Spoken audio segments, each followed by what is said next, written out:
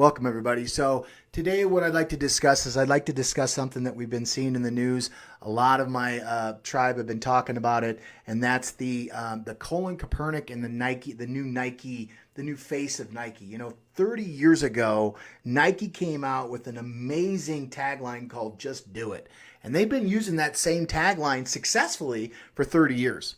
Recently, though, what they did was they brought on a new face, Colin Kaepernick. And for those of you who don't know, Colin is an ex-football quarterback for the 49ers. He was the first person to kneel during the national anthem. And Nike recently signed him on their 30th anniversary as the face of the new Nike Just Do It ads. If people say your dreams are crazy, if they laugh at what you think you can do, good. Stay that way.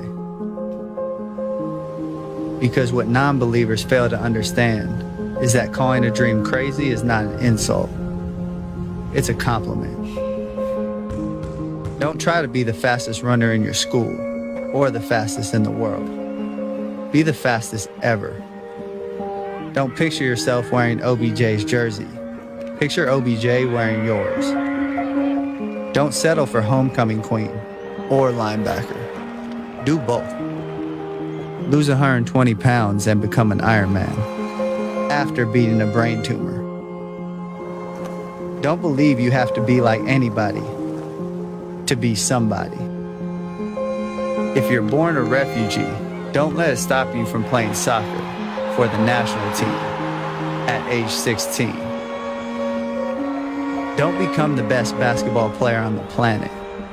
Be bigger than basketball. Believe in something, even if it means sacrificing everything.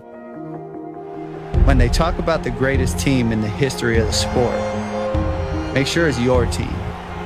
If you have only one hand, don't just watch football, play it at the highest level. And if you're a girl from Compton, don't just become a tennis player. Become the greatest athlete ever. Yeah, that's more like it. So don't ask if your dreams are crazy. Ask if they're crazy enough.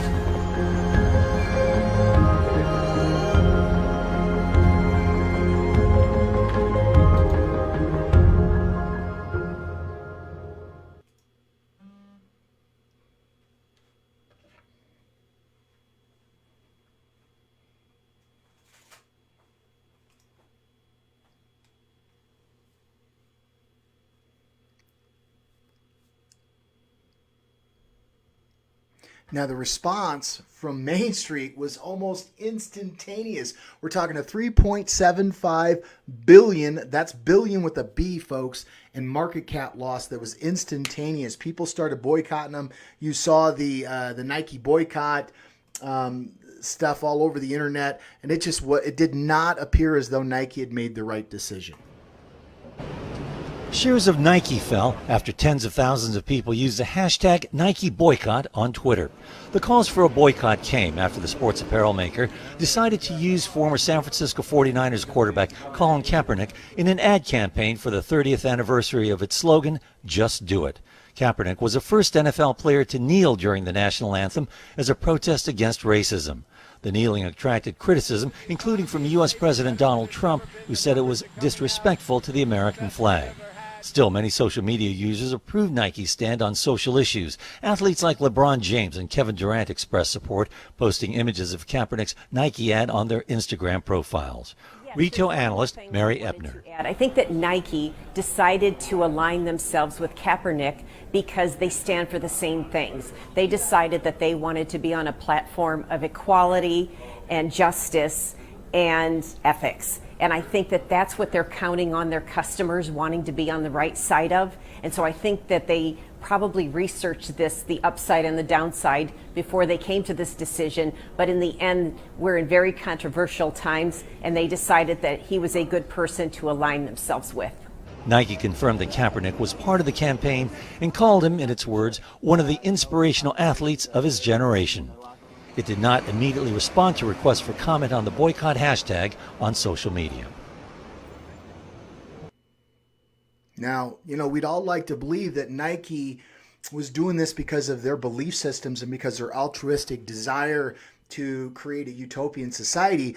But, the reality is that 2 years ago, Nike stopped allowing independent assessors into their facilities to try to enhance or improve the working conditions. They said they were going to manage it themselves. Well, last year, over 500 workers needed medical attention due to terrible working conditions. Majority of those, 80% of those, were women.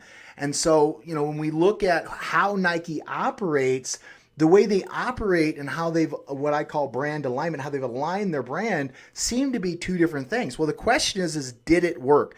Did Nike's bet, is it going to pay off? Well, when we look at the numbers today suggest yes, it paid off and paid off big. You look at the numbers, and Nike sales are up 31% online since Copernic got released, and this is after even a majority of a bunch of companies, a bunch of shops pulled Nike out of their stuff. The other thing is that the stock dropped again. We took a 3.75 dip, but as of today, it's actually back up to where it was pre-loss. As a matter of fact, it's up 2.5%. So the question isn't whether it worked; it's how big did it work? How big of a win was it for Nike, and how big will it continue to be for them as they move into farther and farther down this road? Now, the thing is this conversation isn't about Nike. It's not about Copernic. It's not even about equal rights. What this is about this is about brand alignment. We're seeing a massive shift. It's bigger than real-time marketing, bigger than newsjacking. We're seeing these brands now align with certain beliefs that go deep into the heart of who we are. And Nike's not the first brand to do it. I mean, just not 2012, we saw Chick-fil-A have much the same controversial response to some of their belief systems. One of the most popular fast food chains in the country is under fire this morning. The president of Chick-fil-A has taken a very public stand against same-sex marriage, and that has sparked a firestorm across the internet. Politicians on both sides have weighed in, the Muppets too. ABC's Ron Claiborne takes a closer look at the controversy and what it's going to mean for the company, Ron. That is right, George. Chick-fil-A did try to do some damage control later, but they've really embroiled in quite a disagreement with the public. A lot of people very upset about their statement, that is by the CEO, saying that he thinks that same-sex marriage should not be allowed. Dan Cathy, the head of Chick-fil-A, is an outspoken Christian conservative, and this time he is speaking out loudly against gay marriage. I think we're inviting God's judgment on our nation when we shake our fist at him and say, we know better than you as to what constitutes a marriage. His comments are provoking a powerful backlash. The city of Chicago vowing to block the opening of a new Chick-fil-A. Chick-fil-A's values are not Chicago values. Boston's mayor and a Philadelphia councilman also condemning Chick-fil-A. And the Henson Company announced it would end a marketing deal with the fast food chain to put Muppets toys in kids' meals. And celebrities, from Miley Cyrus to Roseanne Barr to Ed Helms of The Office, vowing to boycott.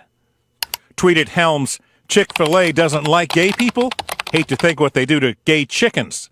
Lost a loyal fan. If you're going to wade into social issues, you need to be sure that the constituency that you're offending isn't active and isn't vocal and isn't going to come out against you. The cultural clash is reminiscent of what happened when J.C. Penney hired Ellen DeGeneres as its celebrity endorser.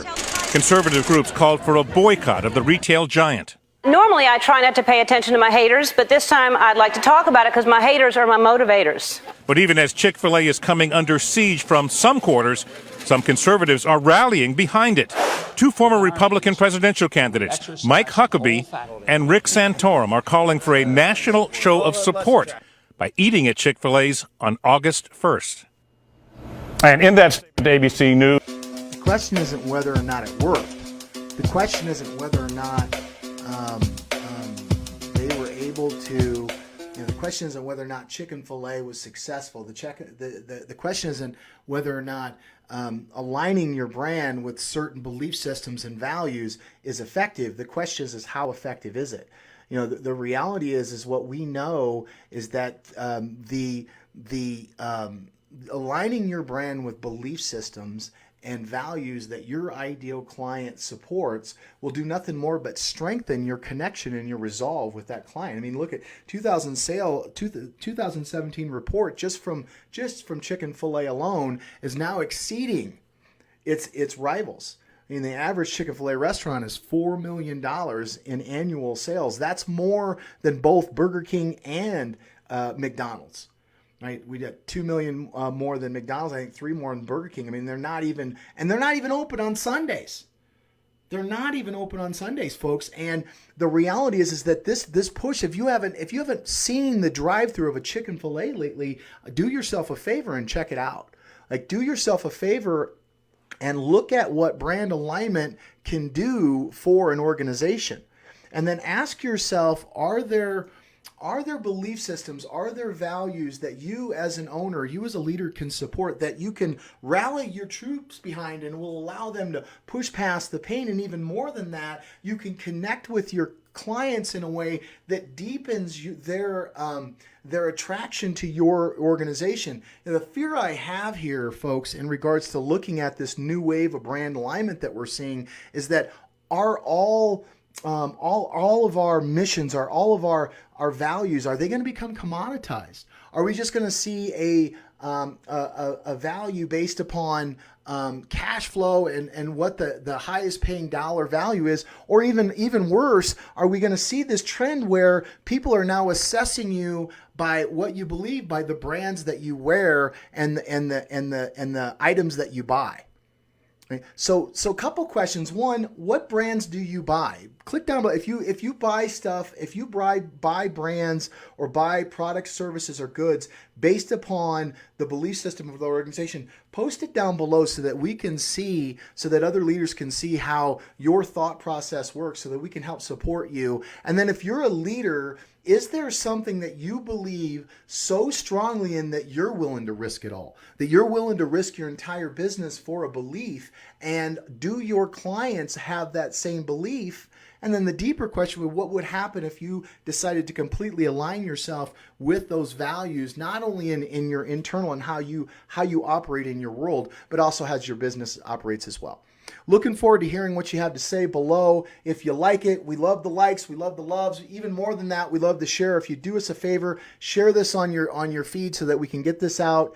Looking forward to continuing to assess this situation as it moves forward. Hoping you're having an amazing day. Loving everybody that's in here. Loving everybody that's watching.